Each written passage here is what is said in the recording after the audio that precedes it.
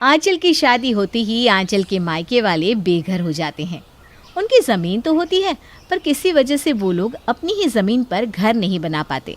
क्योंकि आंचल का पति लॉयर होता है, इसलिए वो कोई ना कोई तिगड़म लगाता है और आखिरकार आंचल के घर वाले अपनी ज़मीन पर घर बना ही लेते हैं। ऐसे ही एक दिन आंचल अपने पति विपिन के साथ अपने मायके जाती है।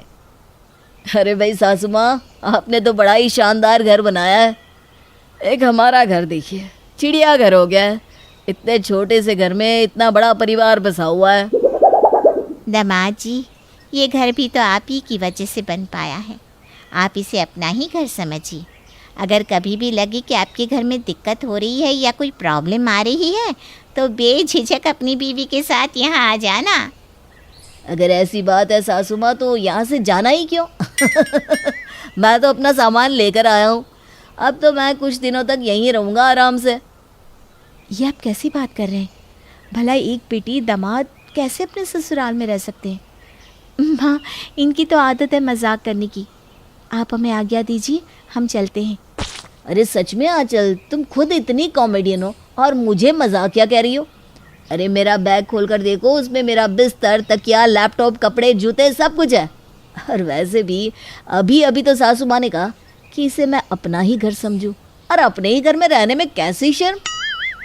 इतना बोलकर विपिन अपना सारा सामान लेकर अपनी सास के कमरे में जाकर आराम से सो जाता है। पूरा दिन इसी तरह से निकल जाता है। आंचल को कुछ समझ में नहीं आता कि वो कैसे अपने पति को लेकर ससुराल जाए। शाम होती है और जैसे ही शाम को सुमन अपने दामाद जी के लिए चाय नाश्ता लेकर जाती है, वैसे ही विपिन अपनी सास से कहता है, सासू माँ, आपने तो बड़ी जल्दी इस कमरे को पूरे अपने सामानों से भर दिया। मैं क्या कह रहा था, मुझे ना अपने लिए ये कमरा पसंद है, इसलिए आप अपना सामान दूसरे कमरे में शिफ्ट कर लीजिए। वो दरअसल क्या है ना, मेरा खुद का सामान ही बहुत सारा है। देखिए ना कैसे इधर उधर बिखरा पड़ा है। इतना बोलकर विपिन अपनी सास के हाथ से चाय की ट्रे ले लेता है और खुद चाय बिस्किट खाने लगता है। तो वहीं दूसरी ओर जब सुमन अपने रूम की हालत देखती है तो उसकी आंखें फटी की फटी रह जाती है, क्योंकि विपिन ने रूम की बहुत बुरी हालत कर रखी थी। सुमन के पूरे कमरे में सिर्फ विपिन का ही सामान फैला पड़ा था। अपने रूम की ऐसी हालत देखकर सुमन अपने दामाद से कुछ नहीं कह पाती और अपना रूम खाली करने की तैयारी में लग जाती है। ये देखकर आंचल अपनी माँ से अकेले में कहती है, माँ, ये तुम क्या कर रही हो? तुमने अपना रूम क्यों खाली कर दिया? अरे बेटा, मैं अपना रूम कैसे खाली ना करती? तूने देखा नहीं, पूरे कमरे में दामाद जी का सामान बिखरा पड़ा है और उन्होंने मुझे साफ साफ तो कहा कि मैं ये रूम खाली कर दूं। इतना बोलकर सुमन चुपचाप अपना सामान लेकर दूसरे कमरे में शिफ्ट हो जाती है। शाम को आंचल अपनी माँ के साथ खाना बनाने लगती है कि तभी वहाँ विपिन फ़ोन पर बात करते हुए आता है और अपनी सास और अपनी बीवी से कहता है, चलो भगवान का शुक्र है जो मैं सही समय पर आ गया। क्यों? आपको कुछ स्पेशल खाने का मन था क्या? अरे मैं कहाँ कभी खाने की डिमांड करता हूँ। मैं तो बस इसलिए भगवान का शुक्रिया अदा कर रहा था ताकि आप लोगों की मेहनत बर्बाद ना हो। दरअसल मेरी बहन और जीजा जी भी कुछ देर में यहाँ आते होंगे। आखिर मैंने अपना पहला केस जो जीता है और मेरी सास मेरे दम पर अपना खुद का घर बना सकी है, जिसे देखने मेरे जीजा और दीदी आ रहे हैं। अरे पर उन्हें यहाँ आने की क्या ज़रूरत थी? आपने उन्हें यहाँ क्यों बुलाया? अरे आंचल, कैसा मजाक कर रही हो?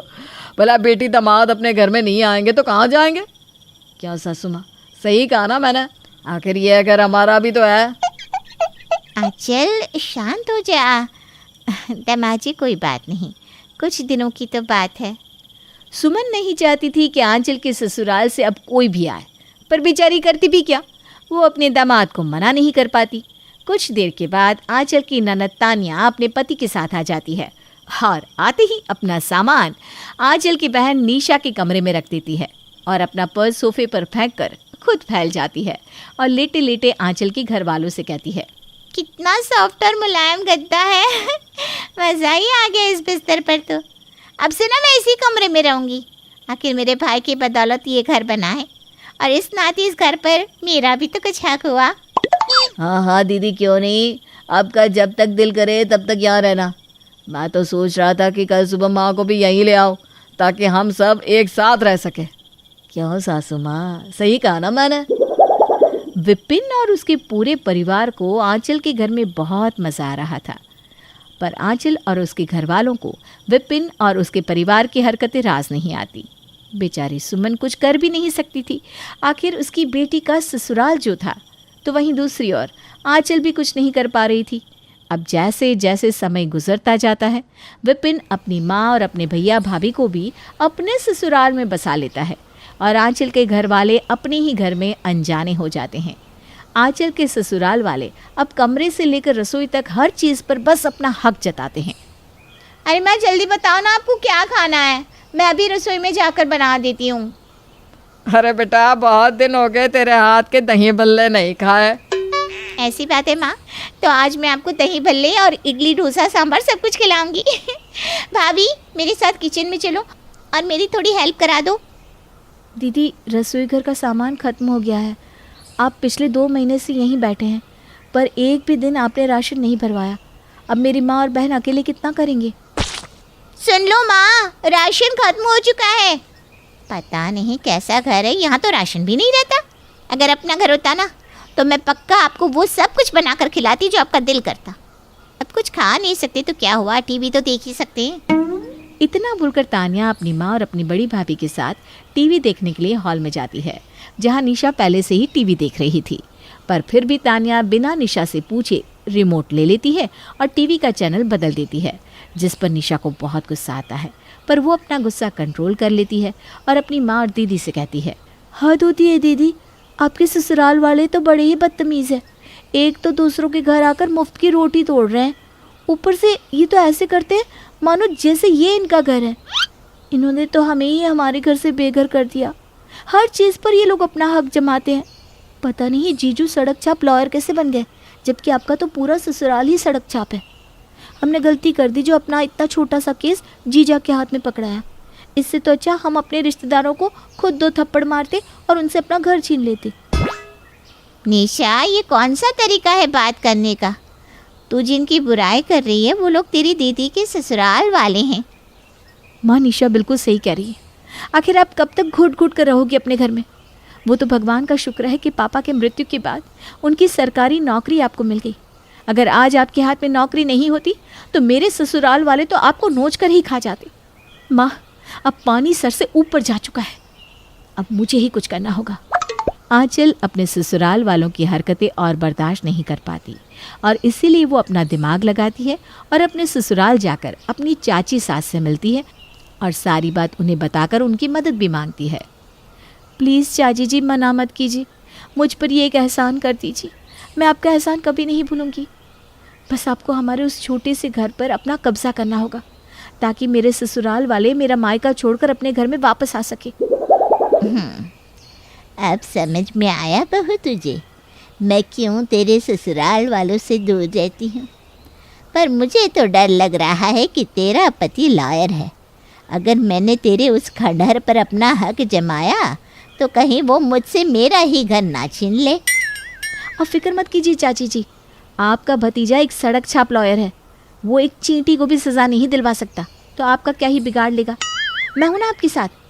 आप बस अपने परिवार के साथ 2 दिन मेरे ससुराल में रहना और किसी तरह से उनके कानों में खबर भिजवा देना कि आप लोग पिछले 2 महीने से उसी घर में रह रहे हैं और बहुत जल्द वो घर आप लोग अपने नाम करवाने वाले हैं। फिर देखना कैसे उल्टे पैर मेरे ससुराल वाले मेरा मायका छोड़कर जाते हैं अपने घर। आंचल के कहने पर आंचल की चाची सास बिल्कुल वैसा ही करती है और जब आंचल के ससुराल वालों को पता चलता है कि उनके घर में पिछले 2 महीने से विपिन की चाची रह रही है तो वो लोग बिना कुछ सोचे समझे अपना बोरिया बिस्तरा उठाते हैं और अपने घर चले जाते हैं।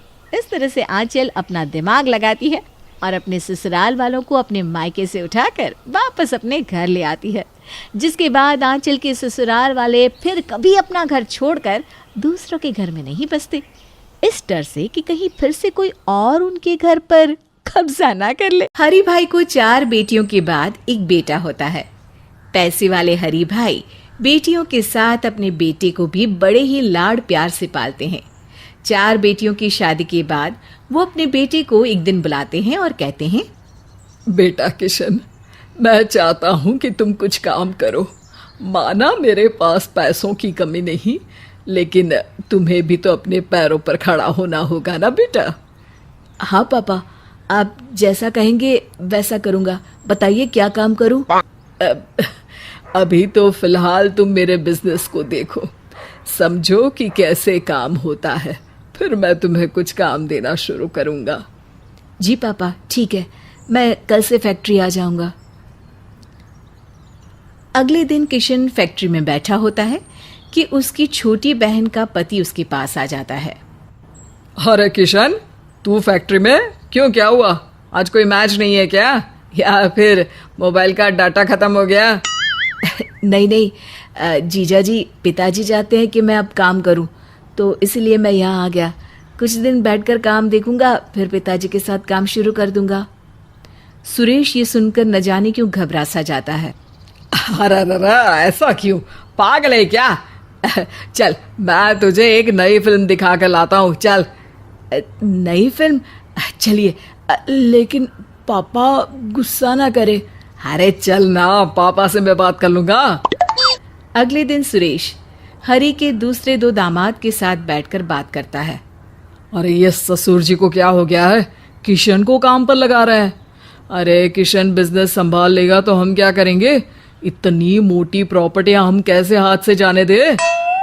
अरे और क्या, किशन को तो पागल बना दो, वैसे ही सीधा सा है। ये काम मुझ पर छोड़ो, उसे तो ऐसा घुमाऊंगा कि ना नौकरी करने लायक रहेगा और ना ही बिजनेस के। तुम लोग तो बस हिस्सा बांटने की तैयारी करो। किशन अगले दिन फैक्ट्री में जाता है, जहां उसे हरी कहता है। अरे बेटा किशन, कल बड़ी जल्दी चले गए थे। बेटा, अपना काम ना वक्त मांगता है, जितना मेहनत उतना पैसा। वो पिताजी, सुरेश जीजा जी आए थे, उन्होंने कहा कि नई फिल्म लगी है, चलो, तो मैं चला गया। हरी समझ जाता है कि उसके बेटे के साथ उसके दामाद कोई खेल खेलने वाले हैं। तभी वहां उनका दूसरा दामाद महेश आ जाता है। अरे किशन, सुरेश बता रहा था कि तुम अब फैक्ट्री संभालोगे। हाँ जीजा जी, पिताजी चाहते हैं कि अब मैं काम सीखूं। तभी वहां हरी आ जाता है। अरे महेश बेटा, कैसे आना हुआ? अरे पापा जी, बस क्या बताऊं, कुछ नया काम शुरू करने की सोच रहा हूं, लेकिन समझ में नहीं आ रहा है कि पैसे कहाँ से लाऊं। अगर आप थोड़ी मदद कर दे तो। लेकिन मैंने तो तुम्हें पिछली बार ही 2 लाख दिए थे, उसका क्या हुआ? वो ना पिताजी, वो पैसे तो डूब गए जी, और फिर 2 लाख में होता ही क्या है, ये तो आप जानती ही है। बस आपकी बेटी खुश रहे, इसीलिए तो दिन रात काम कर रहा हूँ, वरना तो मेरी ज़रूरतें बहुत कम है पिताजी। हरी महेश का लालची स्वभाव समझ जाता है। ठीक है, ले लेना, मैं अकाउंट वाले को कह देता हूँ, वो पैसे दे देगा। पापा, मैं किशन को लेकर अपने काम के सिलसिले में जाना चाहता हूँ, क्या मैं किशन को ले जाऊँ? नहीं बेटा, अब वो काम पर बैठने लगा है, उसे काम करने दो। वैसे भी मेरे बाद तो वही सबका मालिक है, जितनी जल्दी काम सीख लेगा अच्छा रहेगा। महेश वहां से चला जाता है, लेकिन उसी शाम जब सभी खाना खाने बैठते हैं। अरे किशन की माँ, ये किशन कहाँ है? रात का खाना तो हम साथ ही खाते हैं। जी, वो तो अभी तक फैक्ट्री से नहीं आया। मैंने आपसे पूछा नहीं, क्योंकि मुझे लगा कि कहीं आपने उसे काम ज़्यादा तो नहीं दे दिया। तभी वहाँ किशन आ जाता है। शराब के नशे में धुत किशन अपने कमरे में जा रहा होता है कि हरी उसे देख लेता है। उस वक्त वो कुछ नहीं कहता, लेकिन अगले दिन। पापा, मैं कल के लिए आपसे माफ़ी मांगता हूँ और वादा करता हूँ कि आगे से ऐसा नहीं होगा।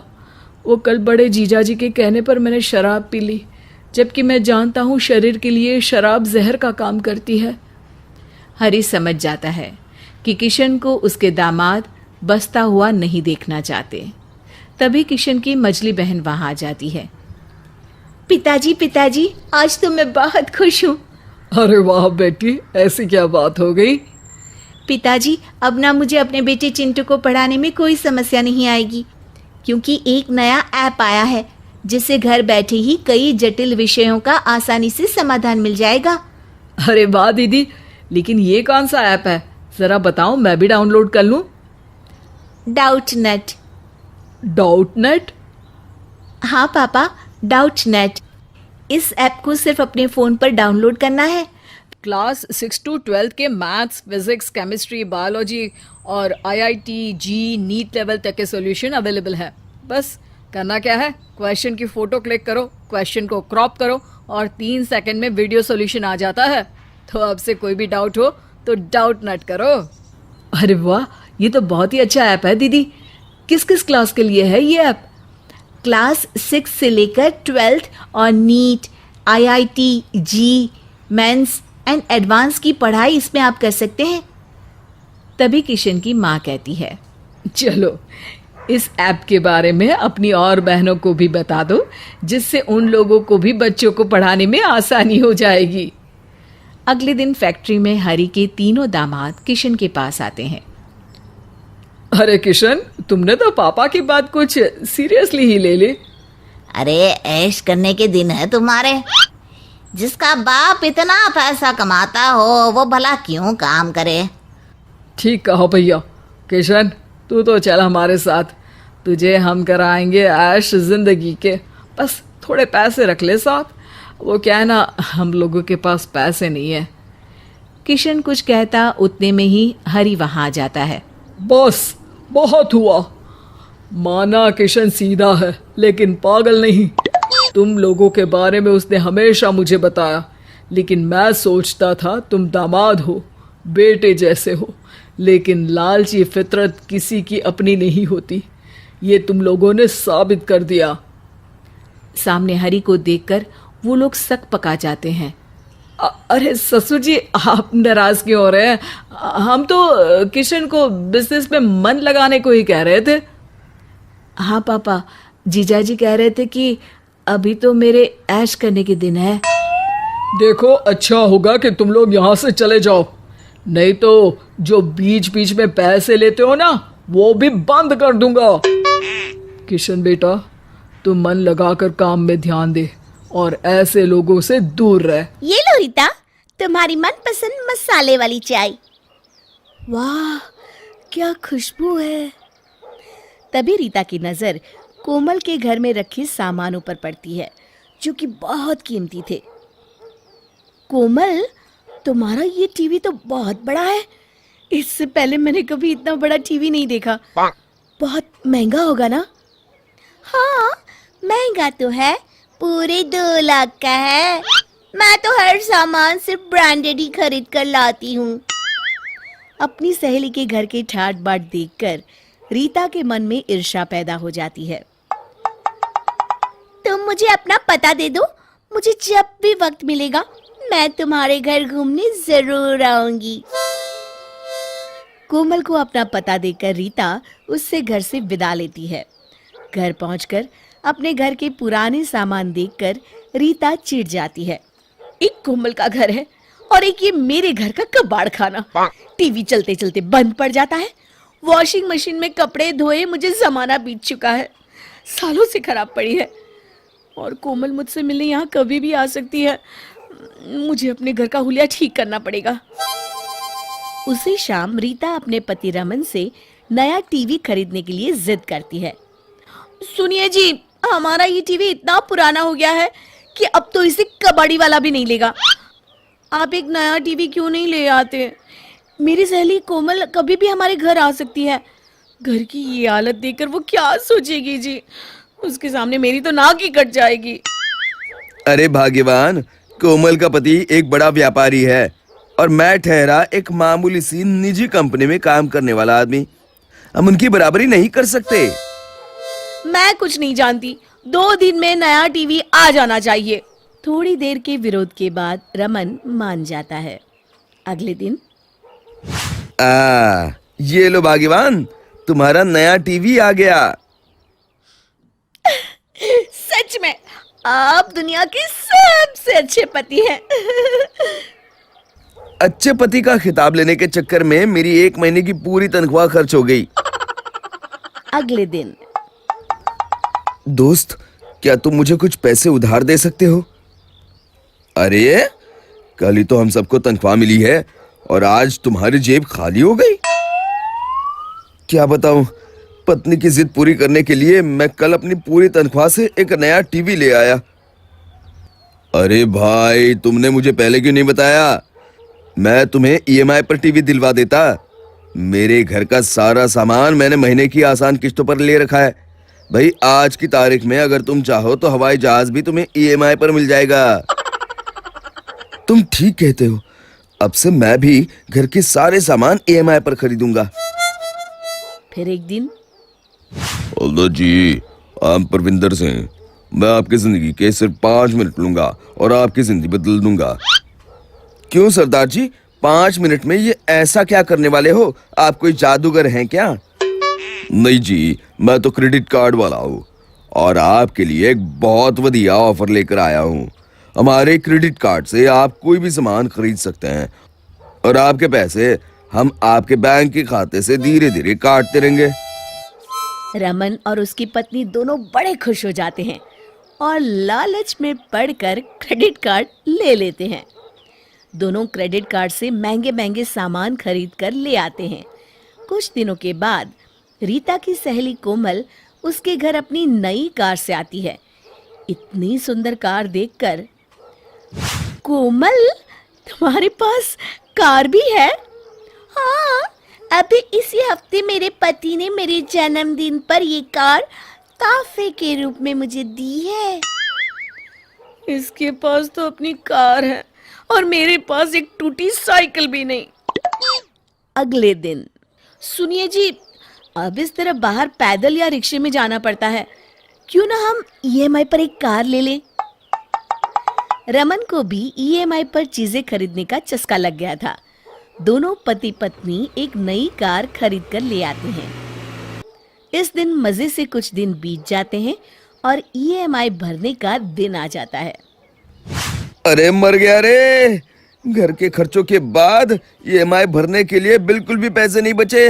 अब इस महीने ईएमआई के पैसे कहां से भरूंगा? अब रमन को रोज ईएमआई भरने के लिए फोन आने लगते हैं। अरे ये लोग तो भूत की तरह पीछे पड़ गए हैं। अब क्या करूं? एक काम करता हूं, किसी से उधार मांगकर इस महीने की किस्त भर देता हूं। रमन ईएमआई की किस्त भरने के लिए अपने दोस्तों, रिश्तेदारों से रुपए उधार मांगने की कोशिश करता है, लेकिन सभी लोग कन्नी काट जाते हैं। बैंक और कंपनी वालों के तानों से बचने के लिए रमन अपना मोबाइल बंद करके बैठ जाता है। फिर एक दिन, ओए रमन, बाहर निकल। आखिर तू अपने आप को समझता क्या है? तुझे मैं पागल लगता हूँ? इतने दिनों से फोन कर रहा हूँ और तू मेरा फोन उठाने के बजाय फोन बंद करके बैठा है। सरदार जी की जोरदार आवाज सुनकर मोहल्ले के लोग वहां जमा हो जाते हैं। सरदार जी, जरा धीरे बोलिए। ओए, मुझे किसी की परवाह है क्या जो मैं धीरे बोलूं? मैंने तुझे शरीफ आदमी समझकर अपने बैंक से नई गड्डी दिलवा दी। ओए, लेकिन तू तो धोखेबाज निकला। आदमी को अपनी हैसियत देख के चीजें खरीदनी चाहिए। चलो है बिल्लू, गड्डी उठाकर चल ले। इस तरह रमन और रीता की नई कार बैंक वाले उठाकर ले जाते हैं। ठीक 2 दिन के बाद कंपनी वाले भी आकर रमन के घर से ईएमआई पर खरीदा हुआ सारा सामान उठाकर ले जाते हैं। इस तरह पड़ोसियों के सामने रमन और रीता की खूब हंसी उठती है। शिक्षा: चादर जितनी लंबी हो, हमें पैर उतने ही फैलाने चाहिए। अरे ये तूने क्या कर दिया नालायक! हाय, मेरे बेटे ने तो खानदान की नाक कटा दी। अरे सुनिए जी, जल्दी बाहर आइए। अरे क्या हुआ भाग्यवान? सुबह सुबह क्यों सारा घर तुमने सर पे उठा रखा है? देखिए तो, भानु अपनी मर्जी से शादी करके बहू ले आया है। क्या? नालायक! भानु, तेरी इतनी हिम्मत कि तूने अपनी मर्जी से शादी कर ली? हमारी इज्जत का तुझे जरा भी ख्याल नहीं आया? अरे वाह पिताजी, ये क्या बात हुई? आपने भी तो 25 साल पहले दादाजी की मर्जी के खिलाफ जाकर माँ से शादी की थी। अब मैंने कर ली तो क्या गलत हो गया? आप तो बेकार में बड़ी बड़ी बातें कर रहे हैं। चुप कर बदतमीज! तू हमसे बहस करेगा? चल निकल जा यहाँ से। आज से तेरे लिए इस घर में कोई जगह नहीं है।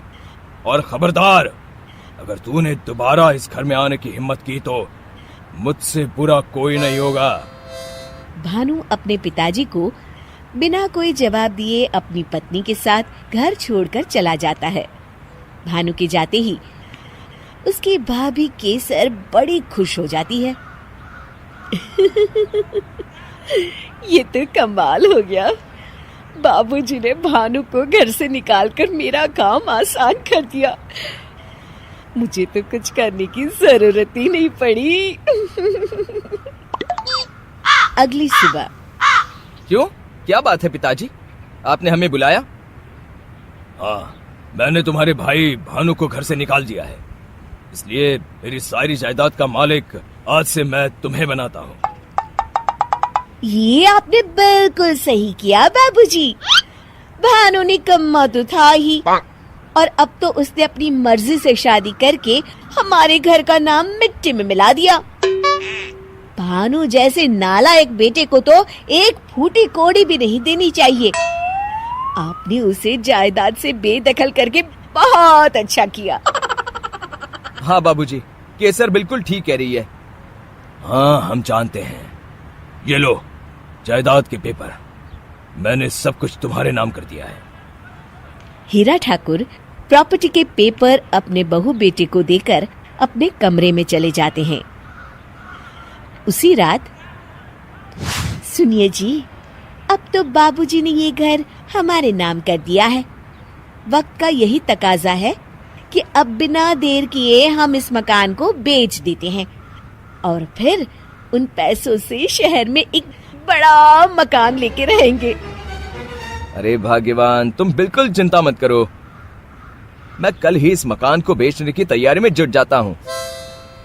फिर धीरे धीरे केसर अपने सास ससुर को घर से निकालने के लिए उन्हें सताना शुरू कर देती है। और फिर एक दिन, देखिए माँ जी, मैंने और विमल ने फैसला किया है कि हम इस घर को बेचकर शहर में रहने जा रहे हैं। अब आप दोनों अपना कहीं और इंतजाम कर लीजिए। अरे मर गई रे मेरी बहू, तेरी तबीयत तो ठीक है ना? ये तू क्या कह रही है? क्यों बहू, अब हीरा ठाकुर के इतने बुरे दिन आ गए हैं कि उसे उसके ही घर से निकाल देने की बातें हो रही है।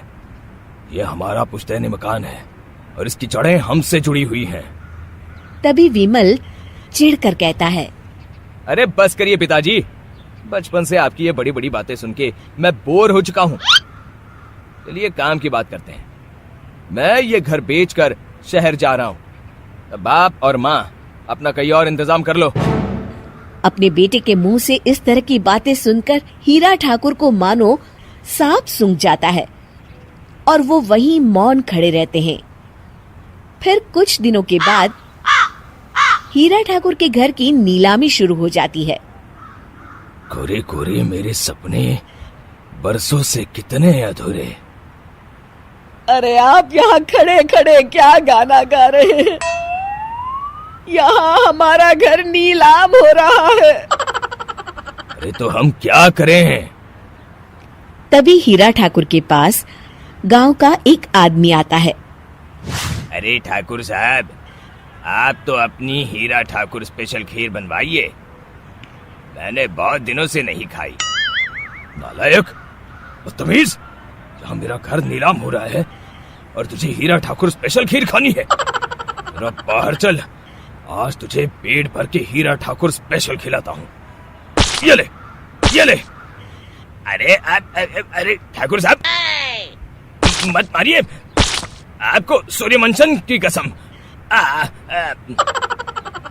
तभी हीरा ठाकुर के घर की नीलामी में ऊंची ऊंची बोलियां लगनी शुरू हो जाती है और देखते ही देखते वो घर एक मोटी रकम में नीलाम हो जाता है। अरे मर गया रे, मेरा घर नीलाम हो गया। चलो भाग्यवान, यहाँ से चलते हैं, सब खत्म हो गया। तभी हीरा ठाकुर के कानों में एक जानी पहचानी आवाज सुनाई पड़ती है। हीरा ठाकुर पलट कर देखते हैं तो सामने उनका बेटा भानु खड़ा होता है। पिताजी, आपको कहीं जाने की जरूरत नहीं, मैंने ये घर खरीद लिया है। बेटा, हीरा ठाकुर की आंखों में खुशी के आंसू आ जाते हैं और वो अपने बेटे भानु को गले लगा लेते हैं। शिक्षा बुरे वक्त में ही अच्छे लोगों की पहचान होती है।